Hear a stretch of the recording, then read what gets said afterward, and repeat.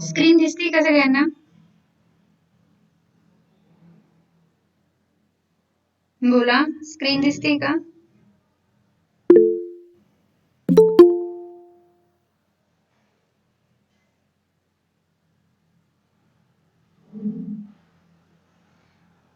Screen share केल्यानंतर आहे ना, चॅट बॉक्स मध्ये नका मेसेज टाकत जाऊ. मायक्रोफोन ऑन करून सांगत चला स्क्रीन दिसते का मॅम. स्क्रीन दिसते का सगळ्यांना? बोला. ओके. आता आपला सब्जेक्ट आहे, काल आपण सिलेबस इंट्रोडक्शन पाहिलं, software architectures and design patterns. Syllabus introduction मध्ये आपण आधी बेसिक पार्ट काय, यूएमएल डायग्राम ड्रॉ करताना नोटेशन्स कोणते यूज करायचे हे पाहणार आहोत. फर्स्ट पॉइंट आहे आपला लर्न करण्यासाठी आजचा, यूएमएल नोटेशन्स म्हणून.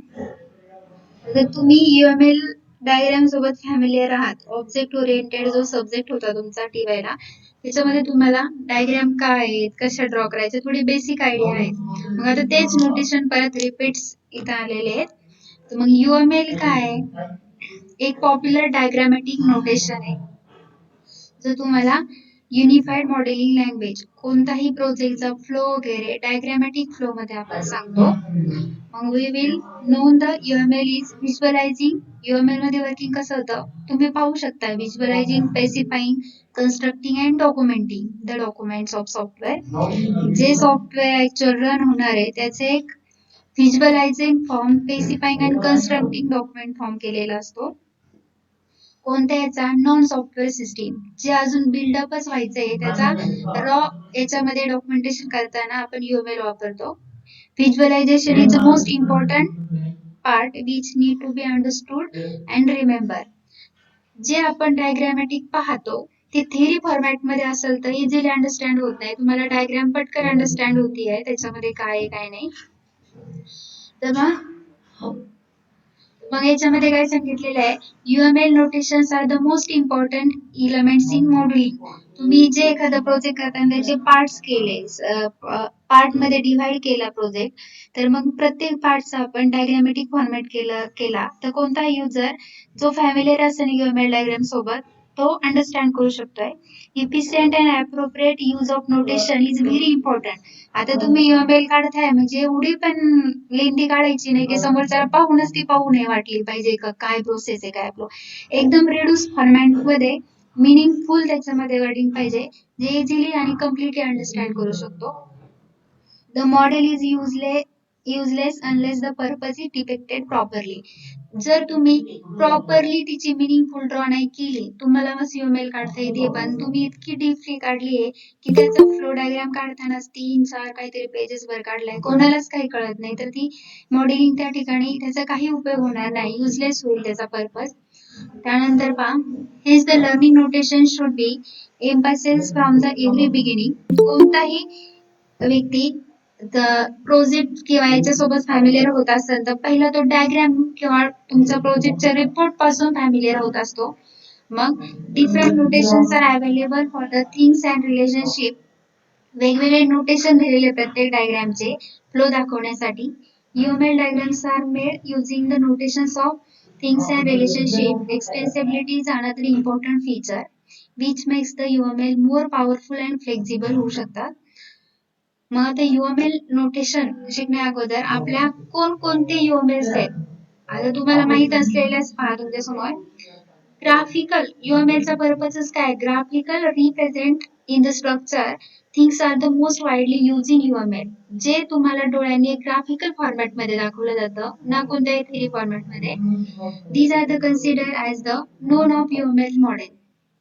पहा मग यूएमएल मॉडेल फर्स्ट आहे क्लासेस डायग्राम, त्यानंतर आहे ऑब्जेक्ट डायग्राम, नंतर तुमचा इंटरफेस. याच्यामध्ये फॉलोइंग स्ट्रक्चर लिस्ट आहे, classes, objects, interface, collaboration, use case, active class, components आणि नोट्स. आता वन बाय वन एक एक्सप्लेन करू. फर्स्ट आहे तुमचा क्लास नोटेशन. क्लास नोटेशन मध्ये पहा, UML class is represented by following figure. Diagram is divided into 4 part. पहा आता क्लास डायग्राम माहितीच असेल तुम्हाला. फर्स्ट पार्ट मध्ये क्लासचं नाव डिक्लेअर केलं जातं, जे वर्ड कॅपिटल लेटर मध्ये पाहिजे. नंतर क्लासला कोणते ऍट्रिब्यूट्स येणार आहे ते ऍट्रिब्यूट आपण सेकंड कॉलम मध्ये डिक्लेअर करतो. आणि थर्ड याच्यामध्ये मेथड्स असतात, म्हणजे ऑपरेशन परफॉर्म कोणते होणार आहे त्याच्यावरती ते असतात. मग आता सोबत फॉर एक्झाम्पल तुम्ही ऍडिशनचा प्रोग्राम करत असाल तर आपण क्लासला नाव दिलं ऍड. त्याच्यासाठी आपल्याला काय लागणार आहे, 2 नंबर्स इथे घेतला इंटीजर्स, आणि फंक्शन घेतलं ऍड नावाची मेथड्स. मग आता अ, 3 कंपल्सरी त्याचे डिव्हायडेशन कसं केलंय क्लास डायग्रामचं. क्लास नेम फॉर एक्झाम्पल घेतला स्टुडंट, त्यानंतर त्याचे ॲट्रिब्यूट्स स्टुडंट घेतला तर स्टुडंटचं नेम काय, रोल नंबर काय, सेक्शन काय, क्लास असे वेगवेगळे देऊ शकता. हे झालं तुमचं ॲट्रिब्यूट्स. त्यानंतर ऑपरेशन्स कोणते परफॉर्म करणार आहे स्टुडंट क्लासवरती आपण डिस्प्ले, ॲड, एडिट, डिलीट हे 3 कंपल्सरी, आणि एक्स्ट्रा कंपोनंट तुम्हाला टाकायचं असेल हे मॅन्डेटरी नाहीये. तुम्हाला जर एखाद्याला डीपली अंडरस्टँड करण्यासाठी डायग्राम शो करायचे असेल तर इथं काय लिहायचं एक्स्ट्रा कंपोनंट मध्ये, responsibility manage student in class. आवाज येतोय ना सगळ्यांना? बोला, आवाज येतोय का? माईक ऑन करून सांगा. आवाज येतोय का आणि स्क्रीन दिसते का?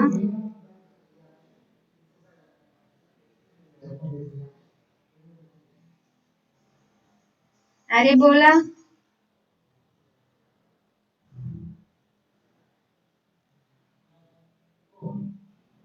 आवाज येतोय का?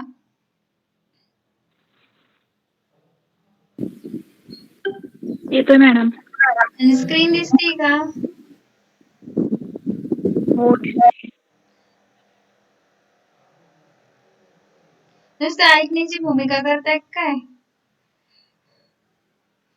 पाहता याच्यामध्ये क्लास डायग्राम मध्ये मग आता क्लास जो दिलेला आहे क्लासचं नाव देणं, विजिबिलिटी, त्यानंतर इथं ऍट्रिब्यूट्स मध्ये आपण जे ऍट्रिब्यूट्स पास केले असेल त्याला ऍक्सेस स्पेसिफायर आपण कन्सिडर करायचे. एनीवेअर ऍक्सेस होणार असेल तर त्याला पब्लिक द्या. विथिन क्लास असेल तर त्याला प्रायव्हेट देऊ शकतोय, त्यानंतर प्रोटेक्टेड देऊ शकतो, आणि एक्स्ट्रा मध्ये तुम्ही रिस्पॉन्सिबिलिटी मॅनेजिंग स्टुडंट क्लास. मग classes are used to represent the object. Objects can be anything having properties and responsibility. आता क्लास हा तर पहा UML नोटेशन पाहिजे आपल्याला. क्लास नोटेशन घेतलं तर क्लास नोटेशन मध्ये हे 4 आलेले आहेत. मग पहा फर्स्ट काय, top section is use to name of class. पहिलं नोटेशन काय आहे, क्लासला नेम द्या. Second one is use to show the attribute of class. तुम्ही जो क्लास घेतला असेल त्याच्या रिलेटेडच ऍट्रिब्यूट पाहिजे.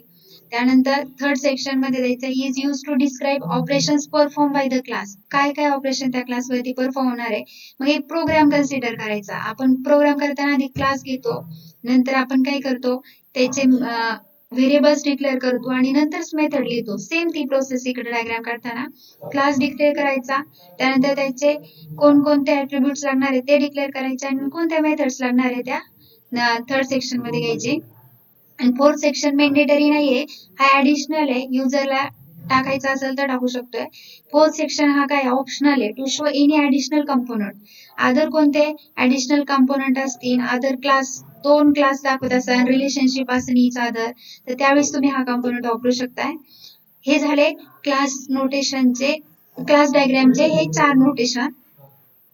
त्यानंतर पहा ऑब्जेक्ट नोटेशन कसा इंडिकेट केला जातो. ऑब्जेक्ट नोटेशन मध्ये object is represented in the same way as the class.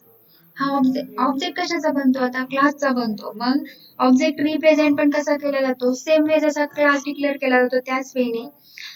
The only difference is, याच्यामध्ये डिफरन्स काय आहे पहा, the only difference is the name which is a underline as show in the following figure. इथं पहा diagram मध्ये object is an actual implementation of class. तुम्ही class फक्त declare केलाय, पण प्रोग्राम जेव्हा आपण कंपाईल करतो तेव्हा ऑब्जेक्ट कॉल होतं. मग ऑब्जेक्टचं ऍक्च्युअल काम काय, इम्प्लिमेंटेशन ऑफ क्लास. तुम्ही जो काही क्लास डिक्लेअर केला असेल त्याला इम्प्लिमेंट करणे, which is non as the instance of class. हा कशाचा इन्स्टन्स आहे, क्लासचा. जर क्लासच डिफाईन नसेल तर ऑब्जेक्ट क्रिएटच करता येणार नाही. फर्स्ट स्टेप आहे आपला क्लास नोटेशन वापरणे आणि नंतर ऑब्जेक्ट. मग हे seat as the same use as the class. मग एक ओनली याच्यामध्ये डिफरन्स काय आहे, ऑब्जेक्ट हा ऍक्च्युअल इम्प्लिमेंटेशन आहे क्लासचा, आणि which non as a instance of class आहे. जे तुम्ही सीपीपी, जावा त्यानंतर PHP मध्ये डेफिनेशन पाहत आले, क्लास कशाचं, क्लास काय आणि ऑब्जेक्ट कशाचा पासून बनलेला जातो, क्लास पासून, त्याच्या इन्स्टन्स पासून. मग आता इथे डायग्राम ड्रॉ करताना पहा, स्टुडंट नावाचा सेम क्लास घेतलेला आहे इथं पहा. आता आणखी एक सांगायचंय तुम्हाला, आता तुम्ही जे ऍक्सेस स्पेसिफायर वापरलेत, पब्लिक हा कीवर्ड प्रत्येक वेळी लिहायची गरज नाहीये. तुम्हाला सोबत एखाद्या ऍट्रिब्यूटला पब्लिक करायचं असेल तर त्याच्या पुढे फक्त प्लस साइन देऊन द्यायचं. त्याच्यावरून नोटेशन्स ठरलेले आहेत. प्लस असेल तर तो पब्लिक असतोय. तुम्हाला प्रोटेक्टेड द्यायचं असेल तर तिथे हॅश द्या आणि प्रायव्हेट लागत असेल तर मायनस द्या. आता इथं पण का आपण डिस्प्ले फंक्शन जे घेतलंय त्याला प्लस दिलेला म्हणजे काय, एनिवेअर ऍक्सेस करणार आहे. ऍड जो फंक्शन आहे हा फक्त त्या क्लास पुरता लिमिटेड आहे, त्याला प्रायव्हेट दिलंय, मायनस आहे. एडिट जो फंक्शन आहे त्याच्या पुढे पण मायनस आहे, हा पण प्रायव्हेट आहे. आणि डिलीट फंक्शन रिप्रेझेंट करतोय हॅश, हॅश म्हणजे तुमचा प्रोटेक्टेड. पहा मग, ऑब्जेक्ट आणि क्लास डिपेंड्स आहे एकमेकावर. क्लास डिफाईन केला तरच आपण त्याचा इन्स्टन्स क्रिएट करू शकतो. हा ओनली वन डिफरन्स आहे ऑब्जेक्ट्स आणि क्लास मधला. त्यानंतरचं नोटेशन आहे इंटरफेस नोटेशन. इंटरफेस काय, आता इंटरफेस आपण जावा मध्ये पाहिला होता. मल्टिपल इनहेरिटन्सला जावा सपोर्ट करत नाहीये, मग त्यासाठी आलेला ऑप्शनल इंटरफेस नावाचा कन्सेप्ट. मग आपण इंटरफेस थ्रू मल्टिपल इनहेरिटन्स कसा वर्क होतोय ते पाहिलेलं होतं. मग इंटरफेस नावाचं नोटेशन याच्यामध्ये, interface is represented bye, interface कसा दाखवला जातो, तुम्हाला सोबत इंटरफेस नोटेशन वापरायचं असेल तर कुठे, तर सर्कल फॉर्मॅट मध्ये केला जातो. Interface is represented by circle. It has the name which is generally return. काय केलं जातं, जो इंटरफेस डिक्लेअर केला आहे त्याचं जे काही नाव द्यायचं असेल इंटरफेसला, सर्कल काढायचा, त्याला इंटरफेस म्हटलं जातं आणि त्याच्या खाली त्याचं नाव दिलं जातं. इथं पहा डायग्राम मध्ये एक सर्कल काढलेला, हा झाला इंटरफेस. कोणता इंटरफेस, स्टुडंट ऍप्लिकेशन. नाव काय दिलं इंटरफेसला, स्टुडंट ऍप्लिकेशन. टॉपला देऊ शकत नाही, लेफ्टला नाही, राईटला नाही, त्याचा एक सिंटॅक्स ठरलेला आहे. बॉटमला नाव द्यायचं, इंटरफेस नोटेशन वापरायचं असेल तुम्हाला डायग्राम काढताना तर सर्कल आणि त्याच्या खाली student application. Interface is use to describe, interface काय डिस्क्राइब करतो पहा, interface is use to describe the functionality without implementation. Interface abstract class interface काय आहे, फक्त ऍब्स्ट्रॅक्ट काय, हेडिंग द इम्प्लिमेंटेशन डिटेल्स. तसं इंटरफेस काय आहे, ओनली मेथड डिक्लेरेशन आणि इम्प्लिमेंट केलं जातं इन अदर क्लास मध्ये. मग interface is use to describe the functionality without implementation. कशी फंक्शनॅलिटी, त्याचं without implementation. Interface is just like template, interface हे कशाशी कम्पेअर केलं तर एक जस्ट लाईक टेम्पलेट आहे. Where you define different functions, वेगवेगळे फंक्शन्स डिफाईन करू शकता, फक्त डिक्लेअर करू शकता. डिफाईन म्हणजे फक्त डिक्लेअर करू शकता आणि इम्प्लिमेंट दुसऱ्या ठिकाणी, not the implementation. When the class implement the interface, it also implement the functionality as per the requirement. पहा, इंटरफेस नोटेशन सर्कल काढायचा आणि ते इंटरफेस म्हणजे काय आपल्याला डिक्लेअर करायचं त्याचे नाव द्यायचं बॉटमला. त्यानंतरचं नोटेशन आहे तुमचं कोलॅबरेशन नोटेशन. कोलॅबरेशन नोटेशन पहा कसं रिप्रेझेंट केलं जातं. तुम्ही कोलॅबरेशन डायग्राम पाहिली होती, डिप्लॉयमेंट डायग्राम. सेम वेनी collaboration is represented by dotted ellipse. Ellipse काढलेला जातो कोलॅबरेशन मध्ये, पण एक डॉटेड फॉर्मॅट मध्ये. पहा इथं डायग्राम आहे, dash dash dash dash format मध्ये इलिप्स काढायचं dotted. Has the name return inside the ellipse. आता पहा याचं त्या कोलॅबरेशनला नाव द्यायचं असतं त्या इलिप्सला तर इनसाइड त्याच्या आतमध्ये नाव द्यायचं आणि इंटरफेस असेल तर बॉटमला द्यायचं. हे लक्षात ठेवा. Collaboration is represented by dotted ellipse has the name written inside the ellipse. Diagram पहा, इथं आपण कोलॅबरेशनचा डॉटेड इलिप्स काढलाय आणि आतमध्ये नाव दिलंय group of responsibilities. Additional component can be use for the clarification. आपण नाव दिलं इलिप्सला ग्रुप ऑफ रिस्पॉन्सिबिलिटी, या व्यतिरिक्त तुम्हाला ऍडिशनल त्याचं डिस्क्रिप्टिव्ह सांगायचं असेल तर ते पण त्याच्या खाली लिहू शकताय, पण इलिप्सचा inside. Collaboration represent the responsibility. Generally, responsibility are in the group.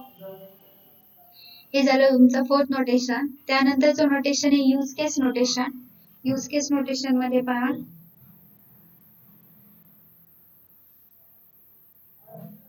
आवाज येतोय या सगळ्यांना?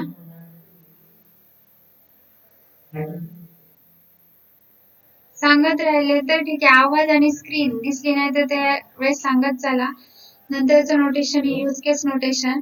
यूज केस रिप्रेझेंट कसा केला जातो पहा, इलिप्सनी. आणि कोलॅबरेशन कसा केला जातो, dotted एलिप्सनी.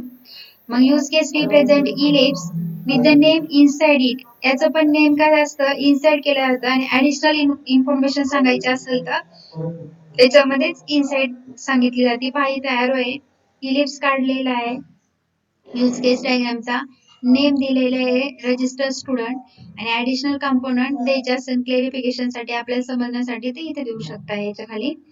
Use case is use to capture high level functionality of system. Use case काय कॅप्चर करतो, हाय लेवल फंक्शनॅलिटी. आता तुम्ही यूज केस डायग्राम काढताना पाचशे इलिप्स काढले होते, साईडला असं एक माणसाचं सिम्बॉल काढण्यासाठी गोल काढायचे, तो ऍक्टर असायचा त्याच्यामध्ये. तर मग ऍक्टर नोटेशन नेक्स्ट पॉइंट आहे तुमचा.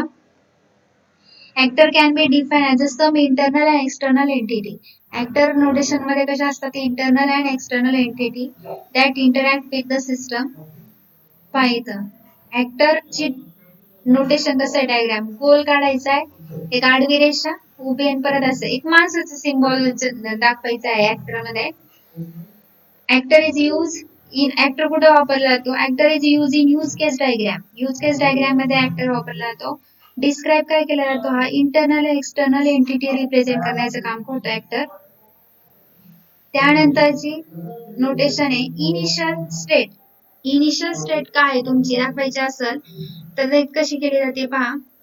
Initial state is a defined to show start of process. तुमची जी डायग्रामचा फ्लो चालू होणारे स्टार्ट ते सांगितलं जातं याच्यामध्ये. Notation is use in the almost all diagrams. हे नोटेशन प्रत्येक डायग्राम मध्ये मोस्ट ऑफ दाखवलं जातं. का, कोणती डायग्रामचा फ्लो चालू करायचा असेल तर त्यावेळेस इनिशियल कंपल्सरी आहे. स्टार्टिंग कुठं होणार आहे हे तर कळलं पाहिजे समोरच्याला.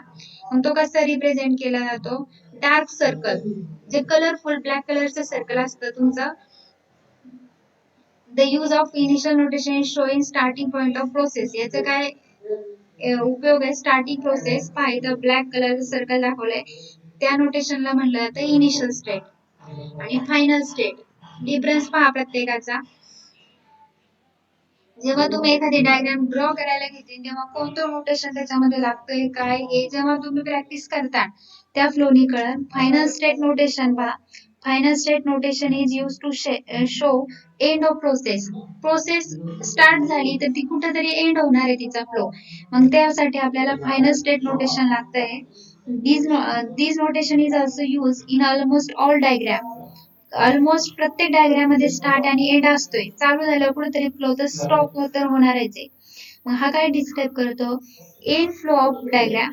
मग याच्यामध्ये हा कसा दाखवला जातो पहा, डार्क सर्कल आणि त्याला परत एक राऊंड सर्कल. मग काय केलं जातं, याला काय म्हणलं जातं, फायनल स्टेट. हिचा यूज काय, use of final state is show the termination point of process. He process कुठं बंद करायची, कुठे टर्मिनेट करायची हे इंडिकेट करतं फायनल स्टेट नोटेशन. त्यानंतरचं आहे active class notation. Currently working मध्ये ऍक्टिव्ह क्लासचं काम काय पहा. Active class looks similar to class with solid border. Active class is generally use to describe the concurrent behaviour of system. पाहता active class similar to कशा सारखा दिसतो active class, क्लासचं जे नोटेशन आहे त्याच्यासारखा, पण याला काय असतं, विथ सॉलिड बॉर्डर. पहा डार्क कलरची बॉर्डर दिलेली आहे. आणि फक्त क्लास नोटेशन असेल तर सिंपल असतोय आणि त्याच्यामध्ये आपण नेम ऍट्रिब्यूट ऑपरेशन लिहितो. पण ऍक्टिव्ह क्लास करंटली वर्किंग मधला लिहायचा असत तर त्याला काय असते, सॉलिड बॉर्डर डार्क करायचं. Active class is generally use to describe the concurrent behaviour of the system. पहा क्लास नोटेशन सारखंच आहे, फक्त सॉलिड बॉर्डर दाखवायची. 3 पार्टिशन याच्यामध्ये काय येतात, नेम, ऍट्रिब्यूट आणि ऑपरेशन्स. प्लस सिम्बॉल्स म्हणजे त्याला पब्लिक केले, मायनस म्हणजे प्रोटेक्टेड, प्रायव्हेट आणि हॅश म्हणजे protected. Active class is use represent concurrency in the component notations म्हणून. याच्यामध्ये पहा कंपोनंट नोटेशन मध्ये component in UML is show in the following figure with the name inside. Additional elements can be added wherever required. Component कसा काढला जातो पहा. एक आपण रेक्टँग्युलर काढायचं आणि त्याच्यावरती 2 रेक्टँग्युलर काढायचे लेफ्ट साइडला, आणि आतमध्ये नाव दिले पहा इन्स्टिट्यूशन. त्याचं नेम काय द्यायचे ते आणि त्याच्याच खाली additional components can be added. Additional component द्यायचे असेल त्याच्या रिलेटेड असतील तर ते द्यायचे कंपोनंट मध्ये. Component is used to represent any part of system for which UML diagrams are made. Component diagram काढताना या कंपोनंट नोटेशनचा यूज होतो. त्यानंतर ते तुमचं नोड नोटेशन म्हणून आहे. Node in UML is represented by square box as shown in the following figure. पहा कसा काढला जातो नोड कसा काढला जातो एखाद्या डायग्रामला अटॅच करताना स्क्वेअर बॉक्स मध्ये काढला जातो. Node represented by physical component of the system. आता एखादा स्क्वेअर उभा केल्यानंतर पहा त्याच्या इकडच्या साईडला एक षटकोन टाइप कसं दिसतंय ते काढलं जातं. त्याच्यामध्ये त्याचा नेम आतमध्ये दिला जातो. Node is represented physical part of system such as physical part असतो. मग तुम्ही एखाद्या प्रोजेक्ट करताना त्याला कम्प्युटर वापरत असताना मिनी क्लायंट कनेक्ट असेल तर मग सर्व्हर काय नेटवर्क काय हे फिजिकल कंपोनंट रिप्रेझेंट काम करण्याचं काम नोड करतो. नंतर याच्यामध्ये याच्या बिहेवियरल थिंग्स मध्ये पहा dynamic part are one of the most important element UML. UML मध्ये डायनॅमिक पार्ट हा इम्पॉर्टंट आहे. UML has a set of powerful features to represent the dynamic part of software and non-software system. Interaction can be of two types. दोन types केले जातात behavioural things मध्ये, sequential आणि collaborative. Sequential काय सांगतं, sequential represent केलं तर sequence diagram एक झाल्यावर एक सिक्वेन्स फॉर्मॅट कसा आहे त्याचा. आणि कोलॅबरेटिव्ह काय रिप्रेझेंट करतं तुमचं कोलॅबरेशन डायग्राम. एक्झाम्पल येऊ शकतो तुमच्या बिहेवियरल थिंग्स कोणत्या आहेत, दोन आहे सिक्वेन्शियल आणि कोलॅबरेटिव्ह. याच्यामध्ये आता इंटरॅक्शन नोटेशन कसं आहे पहा. नेक्स्ट आहे interaction is basically message exchange between two UML components. इंटरॅक्शनचं काम काय आहे, तुम्ही आता जसं कम्युनिकेट करायचं असेल तर कमीत कमी 2 पर्सन पाहिजे. मग एकाचा डेटा समोरच्या समोर एक्सचेंज होतो. तर मग इंटरॅक्शन पण त्याच वेळी करतं. इंटरॅक्शन इज बेसिकली काय मेसेज एक्सचेंज करण्याचं काम करतं बिटवीन टू UML कंपोनंट. दोन UML कंपोनंट सोबत काही डेटा फ्लो करायचा असेल रिटर्न रिट्राइव्ह करायचा असेल तर इंटरॅक्शनचं काम आहे. पहा आता इथं इंटरॅक्शन करताना काय घेतलेलं तुमचा पहा. इथे आपण ऑब्जेक्ट्स घेतलेला आहे. ऑब्जेक्ट्सला काहीतरी नाव दिलंय. त्यानंतर सेकंड ऑब्जेक्ट घेतलाय. त्यानंतर इथं थर्ड ऑब्जेक्ट आहे. पहिल्यांदा इथं पहा जेव्हा आपलं आता वर्किंग ह्या ऑब्जेक्ट पासून पहिल्यांदा स्टार्ट होतंय तर इथं पहा डॅश डॅश करून इथून फ्लो चालू झालाय. विदिन अ सेकंड काही काळ स्टॉप झाल्यावर परत ही जी डॅश डॅशची लाईन असते त्याला लाईफ लाईन म्हटलं जातं. त्यानंतर आपला सी टार्गेट जो डिटेक्टर आहे तो चालू झालाय. आणि काही काळानंतर खूप वेळ गेल्यानंतर इथं हा काय झालाय डिटरमाइन फाईल साईज झाल्यानंतर याचं वर्किंग चालू आहे दोन्हीचे पण थर्ड त्यावेळेस ऑक्युपाय झालाय. काय वर्क प्रोग्रेस बार कधी चालू झालाय आधी लाईफ लाईन याची इथपर्यंत आणि इथून चालू झालाय मधातच परत बंद झालेला आहे. आणि हा प्रोग्रेस बार परत इकडे रिटर्न केलेला आहे, रिटर्न व्हॅल्यू दिली आहे. मग इंटरॅक्शनचं काय काम आहे पहा. हाय आणि स्वतःचं वर्किंग काढलं इकडं रिटर्न दिलं परत इकडून आलो ह्या वेळी वर्क होतं. मग interaction is use to represent communication among the component of the system. इंटरॅक्शनचं कामच आहे अदर सिस्टीम सोबत कम्युनिकेट करणे. त्यानंतर तुमचं स्टेट मशीन नोटेशन म्हणून आहे. स्टेट मशीन डिस्क्राइब काय केलं जातं different state of component in its life cycle. The notations are describe in the following diagram. State notations मध्ये आता पहिल्यांदा आपण स्टार्ट नोटेशन पाहिलं होतं. इनिशियल नोटेशन आलं इथं सर्कल याला म्हणतो इनिशियल स्टेट चालू झाली. त्यानंतर इथं आलो इथून काय घेतलंय इनिशियल स्टेट ऑफ ऑब्जेक्ट घेतलाय कोणता आयडियल. त्यानंतर आलो इथे इंटरमिडिएट स्टेट आहे मिडलची. इंटरमिडिएटचं काम काय इन्सर्ट पिन नंबर टाकल्यानंतर एक डायग्राम फ्लो आहे फॉर एक्झाम्पल म्हणून त्याच्यावर काहीतरी ऍक्शन परफॉर्म करा. नॉर्मल एक्झिस्ट झालाय आणि परत तुमचं ट्रान्झिशन झालंय त्याच वेळेस. इथं आल्यानंतर सिलेक्ट फ्रॉम मेनू मधून सिलेक्ट केलाय.